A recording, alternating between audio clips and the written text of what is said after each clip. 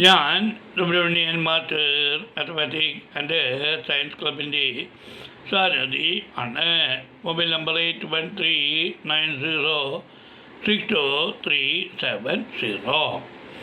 ജീവിത സത്യങ്ങൾ കഥ തുടരുന്നു.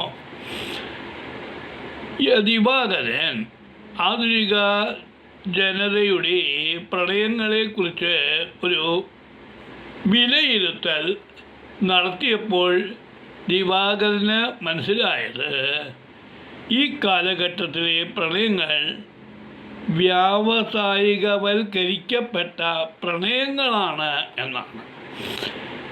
പണമോഹത്തോടു കൂടിയുള്ള പ്രണയങ്ങൾ അല്പകാലം കഴിയുമ്പോൾ അത് വിരസതയിലേക്ക് നീങ്ങുകയും അസ്വാരസ്യങ്ങൾ ഉണ്ടാവുകയും അവസാനം അത് വിവാഹ മോചനത്തിൽ കലാശിക്കുകയുമൊക്കെയാണ് നമ്മൾ കണ്ട് വരുന്നത്.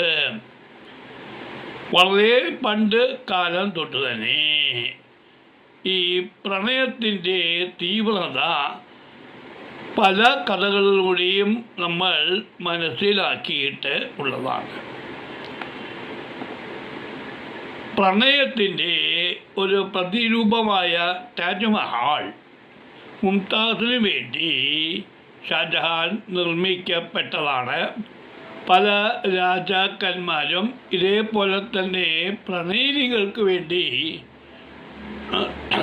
വളരെയധികം ത്യാഗങ്ങൾ ചെയ്തിട്ട് ഉള്ളവരാണ്. അങ്ങനെയുള്ള പ്രണയങ്ങളല്ല ഇന്ന് ഈ ഭൂമിയിൽ നടക്കുന്നത് എന്ന് വ്യക്തമാണ്. ഈ ഒരു കാലഘട്ടം എന്ന് പറയുന്നത് ദിവാകരൻ ഓർക്കുന്നു പണപ്രാധാന്യമുള്ളതായിട്ടുള്ള ഒരു കാലഘട്ടമാണ്.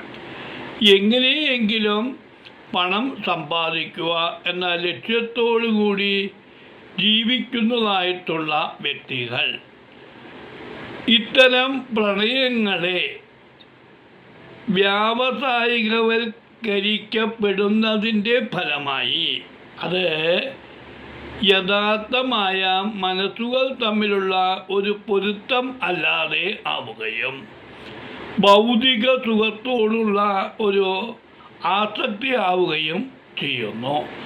അങ്ങനെയുള്ളതായിട്ടുള്ള ഈ പ്രണയങ്ങൾ വിവാഹം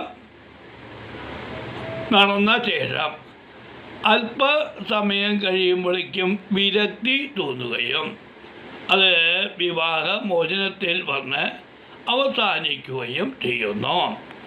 കൂടാതെ പ്രണയ സമയത്ത് തന്നെ അവർക്ക് നല്ല ഒരു വിവാഹ ബന്ധം വരികയാണെങ്കിൽ അവർ തൻ്റെ പ്രണയിനെയോ പ്രാണനാഥനെയോ വധിക്കുന്നതായിട്ടുള്ള ഒരു തരത്തിലേക്ക് പോലും പ്രണയം മാറിയിരിക്കുന്നു എന്നുള്ളതാണ് യാഥാർത്ഥ്യം. ഒരു ഭൗതിക സുഖത്തോടുള്ള ഒരു ആസക്തിയായിട്ടാണ് ഇന്ന് പ്രണയത്തെ എല്ലാവരും കാണുന്നത്. അതുകൊണ്ട് തന്നെയാണ് പ്രണയവിവാഹങ്ങൾ തീർച്ചയായിട്ടും ദുരന്തങ്ങളായി മാറുന്നത്. കൂടാതെ വിവാഹങ്ങൾ പോലും വ്യാവസായികവൽക്കരിക്കപ്പെട്ടതുകൊണ്ട്